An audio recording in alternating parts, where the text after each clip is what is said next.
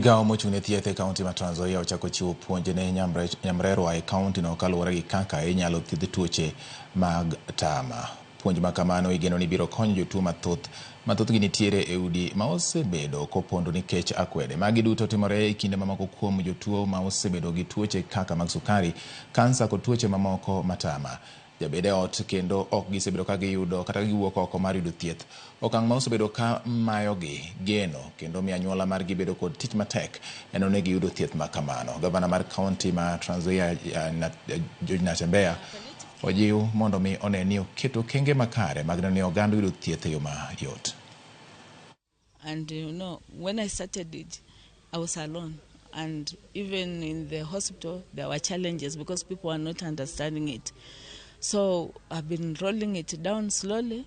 So vijijini, that's when we have now really started the proper campaign for palliative care to be understood in the villages, direct from the community level.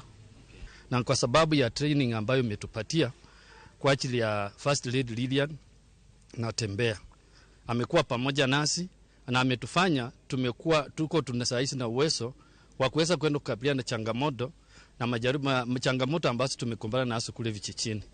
Kitu cha kwanza tunaenda kuidentify wale ambao wako na magonjwa endelevu.